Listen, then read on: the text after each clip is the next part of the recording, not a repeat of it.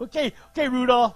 Oh, hi, boys and girls. Welcome to Santa's Village. And it's cold out here and it's snowing, so hey, let's go inside by the fire, have some hot cocoa, and let Santa share some brand new Christmas stories with you. Children, it's story time again, and I'm going to tell you a story about my hat. Well, I bet you noticed that my hat's kind of big. Well, let me tell you why. I remember it like it was yesterday. It was a stormy night on Christmas Eve, and I had just finished delivering the presents to the United Kingdom. And so I was about to set off to America. Now, I always stop to feed my reindeer before the long journey across the Atlantic, and I always stop at Plymouth Sound. You see, that's where the Pilgrim Fathers left England to settle in America. Oh, I remember it well. That night, the wind was howling, and the rain was lashing down. So I took off my hat, and there inside were the carrots for the reindeers. Now, children, don't tell anybody that. It's a secret where I keep the carrots, because we don't want Gregory, the greedy reindeer, to find out where the carrots are. He might take them. Just then I heard a voice. "Help me, Santa!" it cried. It was Larry, the lighthouse.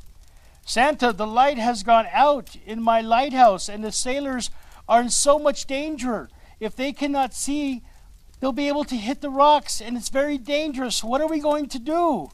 Well, I looked at the lighthouse, which was painted red and white, and it gave me an idea. I climbed to the top of the lighthouse. I took off my hat and stretched it over the top so everyone could see it. I heard the sound of the ships letting off their foghorns in appreciation to let me know they could now see the lighthouse. "I must be on my way, Larry. I must hurry," I explained. "I have presents to deliver. I'll return for my hat when the storm dies down. Merry Christmas!" And I gave Larry a big hug, and I was on my way. Well, we took off to Plymouth Sound, headed across the stormy sea, parachuting presents down into the ships down below as we passed them. Well, in the distance, I could see a bright light through the storm as we approached America. The light was the torch in the Statue of Liberty.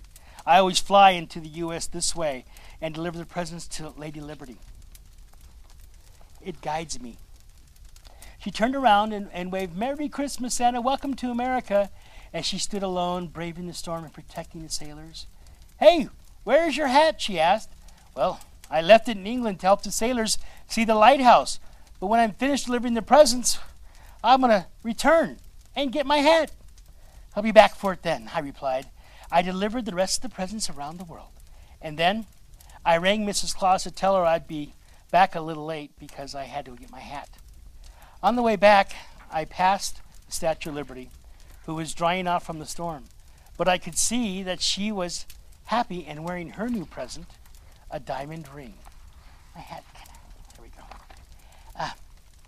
When we got back to England, I asked Rudolph not to land, as we did not want anyone to see the sleigh on Christmas Day.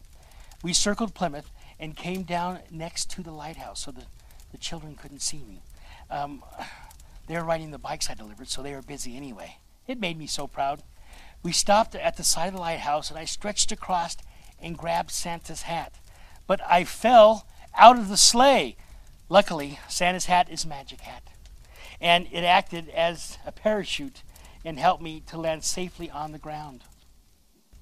But it seemed to be all stretched out.